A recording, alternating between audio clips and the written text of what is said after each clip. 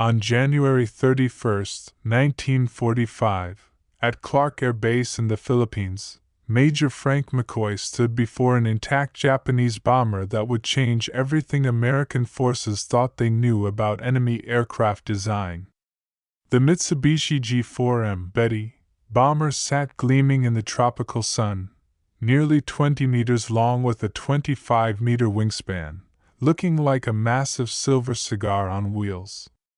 What McCoy discovered inside this captured aircraft shocked him to his core.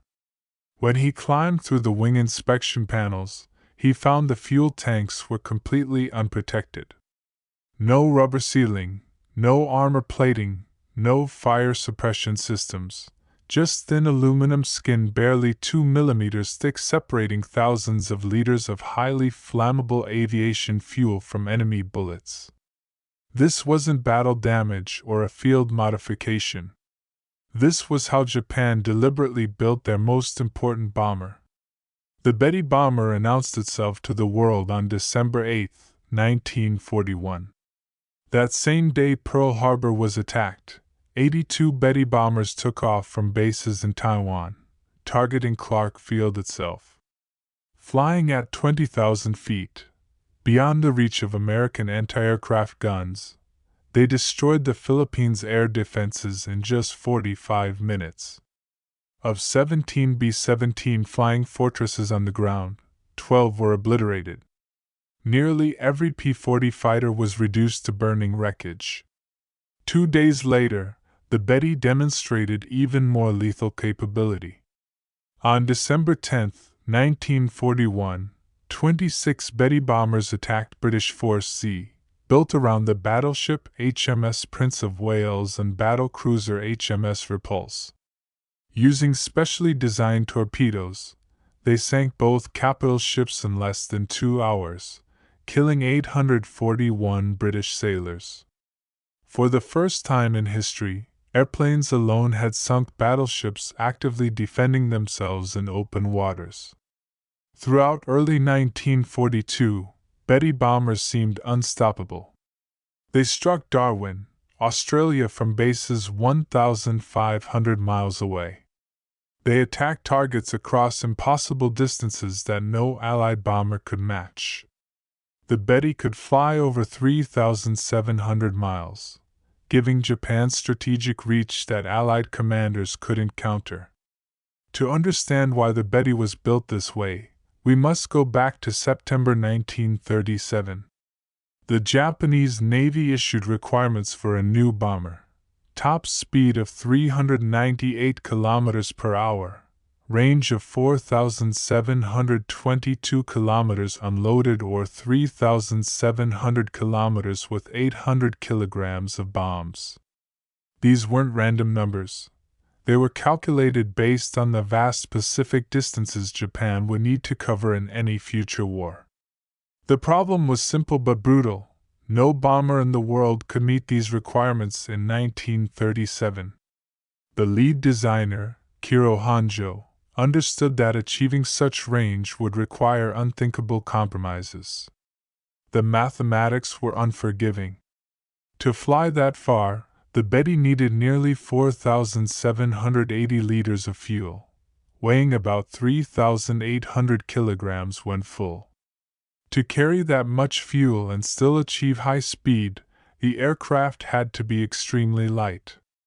Every kilogram of protective equipment meant less range or payload. Honjo made the fatal decision: protection would be sacrificed for performance. No self-sealing fuel tanks, no armor plating, no fire suppression systems.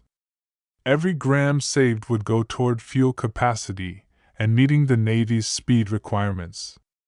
The team knew this created terrible vulnerabilities, but they believed achieving the performance specifications was more important than crew protection.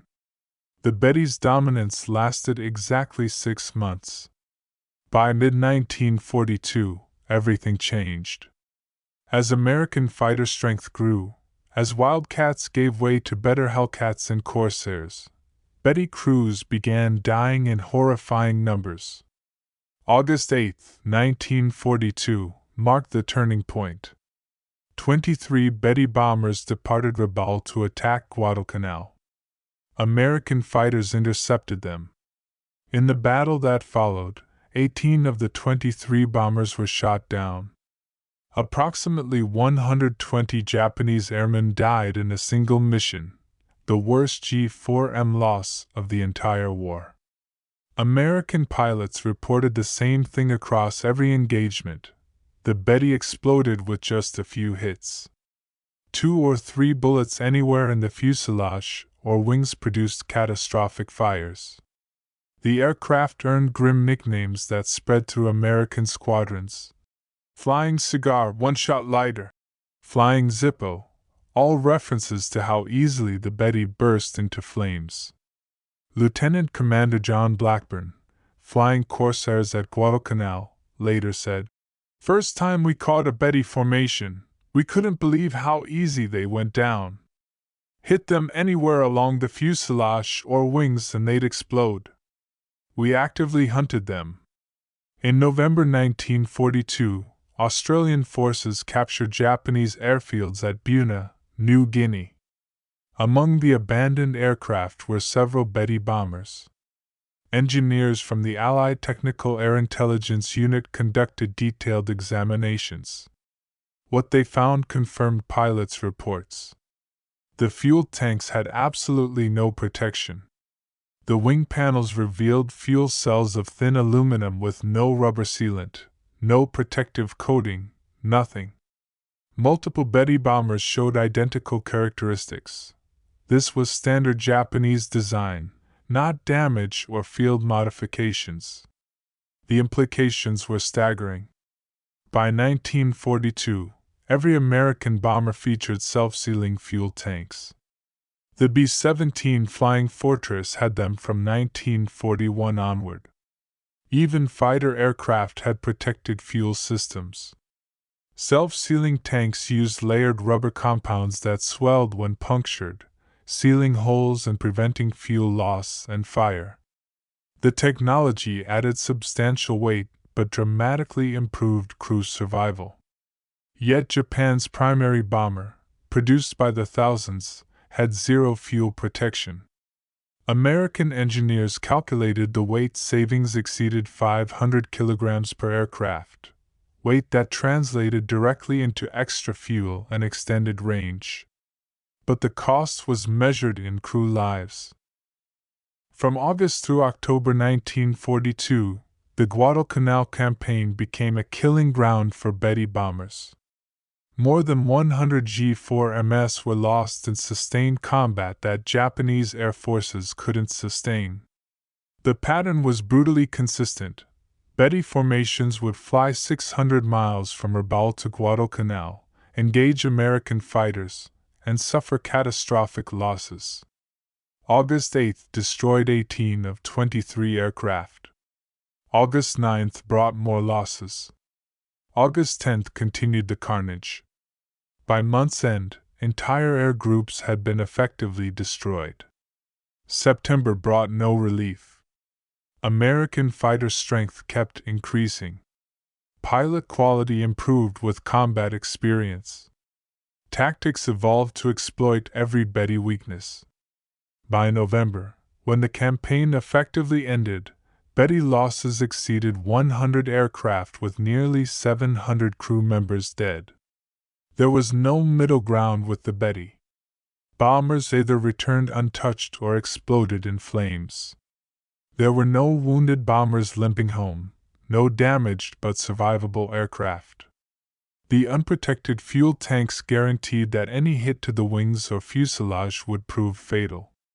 By mid-1943, Japanese engineers recognized modifications were essential.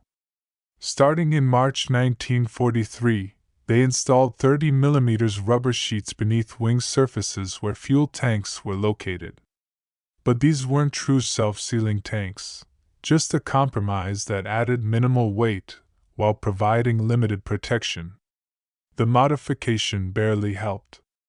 It reduced top speed by 9 km per hour and maximum range by 315 km, but crew survival rates showed no significant improvement.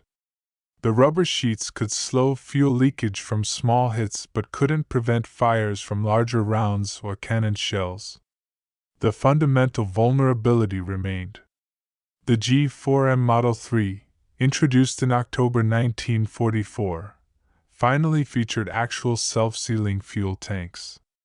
But fuel capacity dropped to 4,490 liters to accommodate the protection material, reducing maximum range by over 2,000 kilometers. Only about 60 Model 3 aircraft were produced by war's end, too late and too few to matter. By late 1944, American air superiority was so complete that no amount of protection would have helped. The Betty's vulnerability became infamous in two particular incidents. On April 18, 1943, American codebreakers intercepted messages revealing that Admiral Yamamoto would fly from Rabaul to Bougainville aboard a Betty bomber. 18 P-38 Lightnings were dispatched to intercept. They flew over 400 miles at wave-top height, arriving at exactly the calculated intercept point at exactly the right time. At 9:34 a.m., they spotted two Betty bombers with 60 fighter escorts. Captain Thomas Lanphier and Lieutenant Rex Barber engaged the bombers. Barber's bullets hit Yamamoto's Betty in the wing area where unprotected fuel tanks sat. The aircraft exploded in flames and crashed. Japan's greatest naval strategist was dead, killed by the vulnerabilities built into his own aircraft. Even more dramatic was March 21, 1945. 18 Betty bombers took off, each carrying an Oka rocket bomb, a piloted kamikaze weapon with a 1,200 kilograms warhead. The mission required flying within 20 kilometers of American ships before releasing the Okas. American radar detected them 100 miles out. F-6F Hellcat fighters intercepted well before the Bettys reached release range. Carrying the heavy Okas, the bombers couldn't evade or maneuver. One by one, they exploded and fell into the ocean. Not a single Betty survived. Not a single Oka was launched. 137 bomber crew and 15 Oka pilots died, killed by an aircraft that couldn't survive to deliver its weapons. Approximately 2,414 Betty bombers were produced across all variants from 1941 to 1945. The G4M Model 1,172 aircraft, had the original unprotected design with maximum range of 6,034 kilometers. The Model 2, 1,142 aircraft, increased fuel capacity but kept the fatal vulnerabilities. The Model 3, 60 to 91 aircraft, finally added self-sealing tanks but came too late. By war's end, only a handful of operational Bettys remained. The overwhelming majority had been consumed by the fires their design made inevitable. Exact crew casualty figures are difficult to verify, but thousands of Japanese airmen died in Betty bombers, deaths made nearly inevitable by the aircraft's fundamental design. Compare this to Allied bombers. The B-17 Flying Fortress featured armor plating protecting pilots, armored bulkheads throughout the fuselage, and self-sealing fuel tanks standard from 1941. The B-17's empty weight of 16,000 kilograms reflected substantial protection systems, roughly 2,000 kilograms heavier than the Betty despite similar size. American studies proved the effectiveness. Body armor reduced chest-wound fatalities by 75%. Self-sealing fuel tanks reduced fire casualties by similar margins. Protected aircraft showed survival rates 3 to 4 times higher than unprotected aircraft when damaged. On August 19, 1945, 4 days after Japan's surrender, 2 white-painted Betty bombers with green crosses carried Japanese representatives to discuss surrender terms. The symbolism was profound. The aircraft that had opened the war by destroying Clark Field now carried Japan's surrender delegation in the war's final days. The Betty story reveals fundamental truths about aircraft design philosophy. American doctrine held that trained crews were more valuable than aircraft, which could be replaced more easily. The weight penalty for protection was accepted as necessary. American factories produced over 12,000 B-17s and nearly 10,000 B-24s, proving that protection didn't require sacrificing production numbers. Japanese doctrine reached different conclusions. The Betty's design reflected a calculation that range and striking power outweighed crew survival. This assumed surprise and initiative would provide protection, that enemy opposition would remain limited, that the war would be short and decisive. All these assumptions proved catastrophically wrong. A surviving Betty crewman, Flight Petty Officer Masawato, who completed 28 missions, offered the most direct summary. The Betty was a magnificent aircraft that asked us to die for its range. We flew it because we were ordered to. We died in it because that was what it was designed to make us do. The unprotected fuel tanks in tail number 763-12 at Clark Field weren't an accident or oversight. They were a deliberate choice, a decision that prioritized capability over survival. Japanese designers created exactly what their specifications demanded, an aircraft with extraordinary range built with minimal weight. But those 1937 assumptions collapsed under sustained combat reality. By mid-1942, the Betty's advantages became irrelevant. Range meant nothing when bombers exploded before reaching targets. Speed meant nothing when fighters could intercept from distant bases. In the end, the nation that valued crew survival built an air force that could sustain operations indefinitely. The nation that accepted catastrophic casualties for performance advantages destroyed itself through attrition.